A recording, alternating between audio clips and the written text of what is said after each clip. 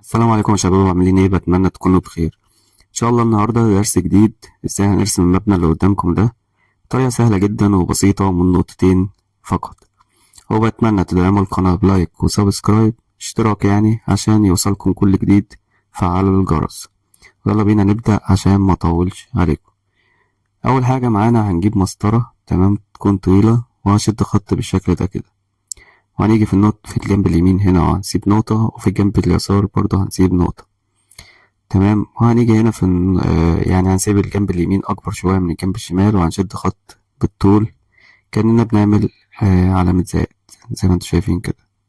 هنيجي من النقطة بقى اللي على اليسار. تمام، وهنشد خط بالمسطرة لتحت كده بالشكل ده.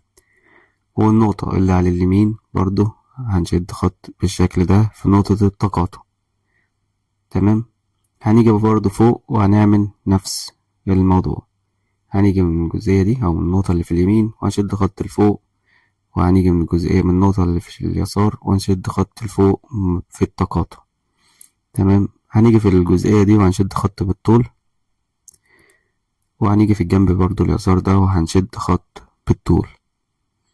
موضوع سهل بس محتاج منك شوية تركيز. تمام، هنيجي هنا فوق ونحط نقطة، هنسيب مثلا 2 سنتي ونحط نقطة وناخد من النقطة اللي في اليمين ونوصل خط بالشكل ده. جنب اليسار برضه أو الشمال تمام هنشد خط بالشكل ده كده.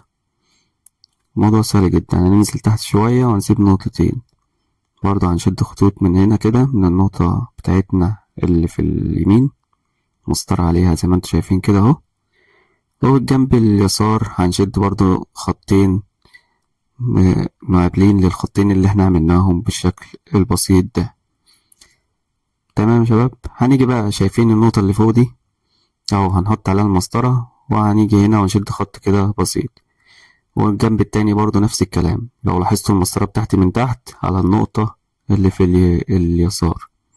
تمام، هنيجي برضو تحت، هنيجي هنا الأول فوق هنشد خط بالطول كده.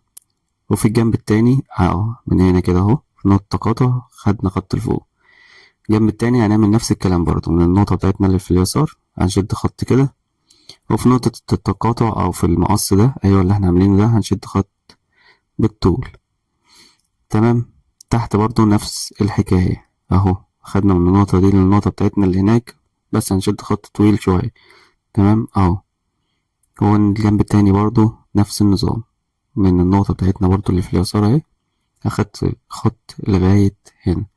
طبعا في نقطة تقاطع اهي برضو مقص اهي الجزئية دي هنبدأ ناخد منها خط مستقيم لتحت. تمام، أو خط بالطول كده ومن النقطة دي كده بص ركز معايا في الحتة دي بقى. أنا أخدت خط كده وأخدت خط من النقطة دي برضو أهو هنوصله بالنقطة دي. تمام. الموضوع سهل جدا ومفيهوش أي صعوبة، محتاج منك شوية تركيز فقط لا غير. تمام، هنيجي هنا في الجزئية دي كده اهو وهنشد خط هنا وشد خط هنا برضو انا مسطرت على النقطة بتاعتي وهنشد خط هنا بالطول وخط هنا. تمام، وهنيجي هنا كده وهنعمل برضو خط كده بالطول. هنيجي من الجزئية دي شايفين برضو المسطرة بتاعتي تحت فين على النقطة برضو شدنا خط بالطول وبرضو من هنا هنشد خط كده النقطة بتاعتنا اللي على اليمين. وهنيجي في الجزئية دي ونشد خط بالطول اهو زي ما انتوا شايفين كده اهو انا خدت خطين هنا برضو من النقطة بتاعتنا اللي على اليسار ونزلت بيهم بخطين بالطول. شايفين هنا طبعا انا بشرح لكم بقى يعني ايه النقط اللي احنا خدناه يعني الخط اللي احنا خدناه من الفوق خدناه في النقطة اليمين. تمام، هنيجي طبعا في الجزئية دي كده وهنشد خط بالعرض كده اهو. تمام، هنا هنقسم دي 3 وهنقسم ده برضو ل3 عشان يكون هنا في 4 شبابيك وهنا 3 شبابيك وتحت برضو هنبعد شوية وهعمل خط هنا وخط هنا وخط هنا وخط هنا كأنها شبابيك. تمام، من الخط بقى شايفين الخط بتاعي عملت شباك هنا اهو وشباك هنا شباكين جنب بعض. هنيجي في الجزئية دي مفترض هعمل باب بس هعمل الأرضية الأول زي ما انتوا شايفين كده من النقطة بتاعتنا اهي شدت خط لبره عشان أجيب بيه نهاية المنزل اللي هو في الجنب ده.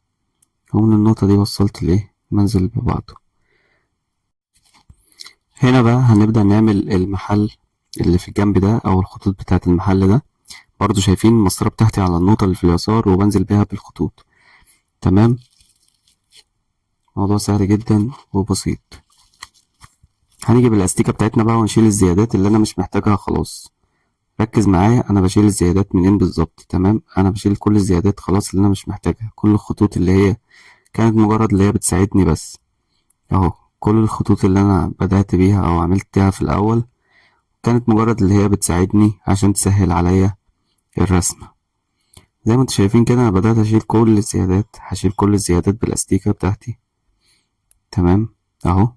طبعا انا مش بتقل الرصاص جامد الا في الاخر عشان خاطر اقدر لما اجي امسح يتمسح معايا الرصاص بسهولة وما يسيبش اثر في الورقة. زي ما انتوا شايفين كده انا بدأت بنضف بقى الرسمة بتاعتي كلها. هشيل برضو زيادات اللي هنا اهي، نفس القصة هنا كده. تمام اهو. وبدأت بقى زي ما انتوا شايفين كده بشيل بقية الزيادات اللي في اليمين هنا واللي في المنزل اللي في الجنب وفي المنزل أو في المبنى كله بدون استثناء. عايز أفكركم ما تنسوش تدعمونا بلايك وسبسكرايب تقديرا للمجهود وللشرح. وبرضه هسيب لكم في الوصف أسفل الفيديو بعض الفيديوهات اللي إن شاء الله تقدروا تستفادوا منها. دلوقتي أنا جبت قلم رصاص بس يكون أتقل شوية، يعني 8B مثلا أو درجة أتقل منها. وهبدأ دلوقتي اللي أنا أعمل أتقل كل الرصاص بتاعي اللي أنا خلاص محتاجه. وبزود في الخطوط بتاعت الأبواب والخطوط بتاعت الشبابيك بزود خطين، يعني خط تاني بالجنب كده زي ما انتوا شايفين كده اهو. هبدأ كل اللي انا بعمله بتقل بقى الخطوط بتاعتي عشان الرسمة بتاعتي تظهر معايا وتبان ويكون شكلها كويس. لان انا خلاص كده انا في الاول بس مجرد اللي انا الخطوط الاولية ديت مجرد اللي انا بس كنت بحاول اللي انا اعمل زي الاوتلاين كده عشان خاطر ما ابوظ اي حاجة بالخطوط التقيلة ويفضل ليها اثر ما اقدرش امسحها.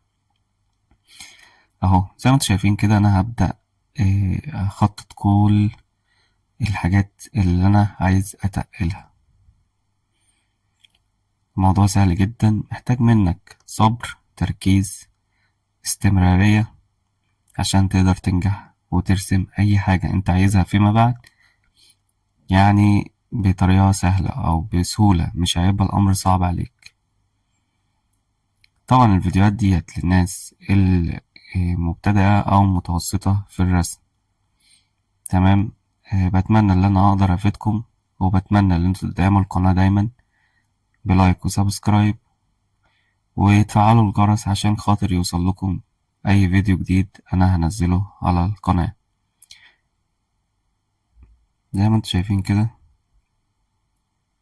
انا هبدأ اللي انا اتقل برضو فوق هنا الجزئية دي، وهقسم الجزئية دي اتنين كده عشان خاطر برضو اعمل زي شباكين ورا هنا كده.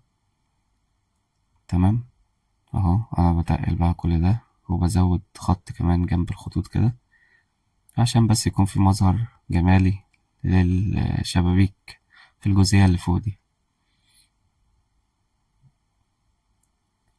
عايزكم برضو تفتكروا اللي انا هنزل لكم في الوصف اسفل الفيديو. هسيب لكم برضو فيديوهات تانية انا كنت مشغل عليها قبل كده. كده انا خلصت هنا. طبعا انا همضي عشان خاطر بس هو الملكية. تمام تمام. وزي ما انتوا شايفين كده ديت خطوة عايز تعملها اوكي، مش عايز تعملها برضو براحتك. انا هبدأ امسك القلم بدرجة ميلان كده، درجة القلم تكون مايلة. تمام، مش بسن القلم، ببطن القلم. تمام. وابدأ اعمل تظليل هنا في الجزئية دي كده وتظليل هنا في الروف بتاع المبنى من تحت. تمام، زي ما انتوا شايفين كده اهو السقف بتاع المبنى ده من تحت كده انا بدأت ان انا اظلل هنا، واجي في الجزئية دي برضو اعمل تظليل خفيف كده بقلم اخف شوية. طبعا انت عايز تعمل الحركة دي تمام اوكي، انا بعمل كده مظهر جمالي للرسمة. مش عايز تعملها برضو براحتك. في الجزئية دي برضو هسيب تظليل كده بالشكل ده كده اهو. هنا برضو هنا هسيب برضو كده ايه تظليل خفيف كده بالرصاص. كل ده بالقلم الرصاص، انا المتحكم فيه وانا اللي بقدر يكون ايديا خفيفة او اتقل ايديا في التظليل. زي ما انتوا شايفين كده اهو. هنيجي هنا في الجزئية دي برضو بتاع الشبابيك دي، اظلل الجزئية لو انتم ملاحظين، وبسيب في النص جزء ابيض اهو، مش بظلله. بظلل الجزئية جزء واسيب في النص جزء ابيض مش بظلله، واظلل الجزء التاني اهو زي ما انتوا شايفين كده يعني.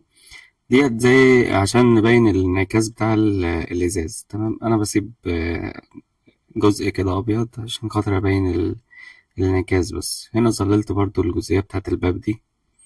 تمام، وهتقل الحتة اللي هنا ديت كده. تمام، عشان هعمل تظليل بس يكون تظليل تقيل شوية. هنا برضو اهو هعمل الازاز اللي تحت ده، برضو سبت فيه جزء ابيض كده. تمام، هنا برضو نفس الكلام اهو، بعمل جزئية واسيب جزئية بيضة كده. تمام، بالشكل اللي انتوا شايفينه ده.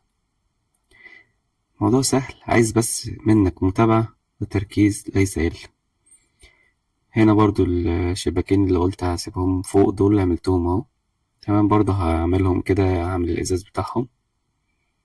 طريقة بسيطة جدا وسهلة كده. الرسمة بتاعتنا خلصت، يعني مفيهاش أي صعوبة. هي الفكرة كلها محتاجة منك شوية تركيز وشوية صبر، وتكون حابب الموضوع يعني. لأن لو بتعمل حاجة مش بتحبها مش هتعرف تتقنها. تمام، أنا دلوقتي بسيح كده الرصاص يعني بصبعي. تمام، هشيل الزيادات برضو اللي في هنا وهشيل الزيادات اللي هنا. هسيب الخط بس المستقيم وهتقل عليه وخلاص على كده. وبكده يكون انتهت الرسمة بتاعتنا، وبتمنى أكون قدرت أفيدكم. وما تنسوش تدعمونا بلايك وسبسكرايب. سلام عليكم.